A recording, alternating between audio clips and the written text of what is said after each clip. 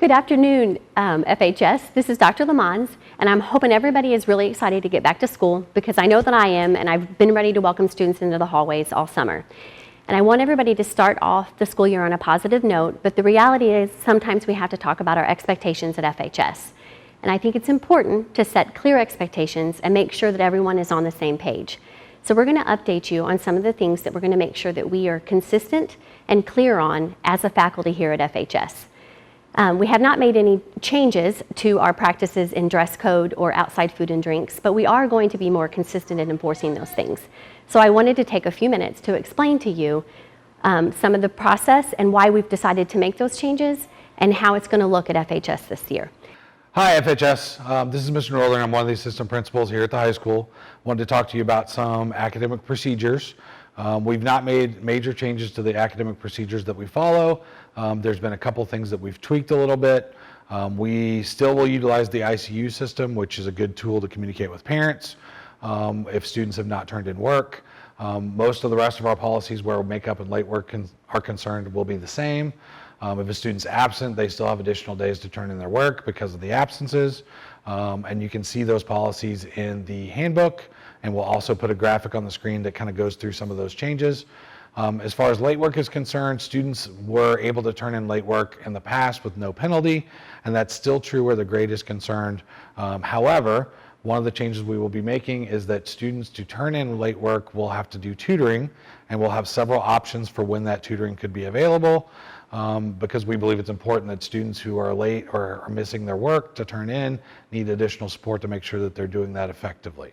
If you have any questions, you can reach out to us at the office or talk to an administrator, and we'll be happy to clarify those for you if you have any questions.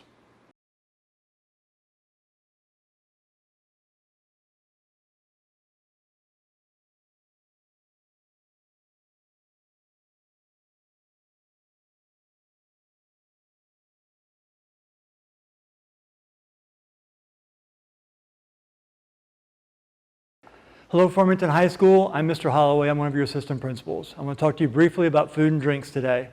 While we encourage you to bring in your morning beverages and snacks to keep your energy up throughout the day, fountain drinks and paper cups are not acceptable. A good rule of thumb is that your container should be something that, if asked to put in your backpack, it would not spill. If we ask you to put in your backpack and it would spill and make a mess, it's probably not the correct container to bring your beverage in. We do not allow outside food. The front office is a busy place, and if we had all 1,300 students having food deliveries throughout the day, it's not something that we could feasibly do. So you are not allowed to have food deliveries throughout the day. You are welcome to have something packed for your lunch to bring with you in the morning. Students who leave campus throughout the day are also not allowed to bring food back with them when they come back to school. We have attached a graphic that explains this more. If you have any more questions, please feel free to ask us at the front office. This is more about keeping our school clean and presentable than anything else. Thank you. As we all know, dress code at FHS can cause a lot of worry and conflict within our community here on campus and our outside community. So we wanted to make sure that we're very clear on what we're expecting from students and from our staff and being consistent in enforcing those expectations. Dress code has not changed since last year, but we wanted to make sure that everyone got the same message. So we have made some updates in our handbook and on a graphic that we provided to social media. You can see the graphic at this time. And as always, if you have specific questions about our dress code, reach out to any administrator at any time and we will explain. All our staff wants to be reasonable on how we approach these issues with our community and our parents and our students. As we have rules and expectations in place, they're not about discipline. They're about trying to create a campus that runs smoothly and a place where our students can feel safe and comfortable. We encourage you to reach out to us if you have concerns, and please know that when our staff is consistent in enforcing these rules, we are just trying to do what's best for the culture at our school and for our community.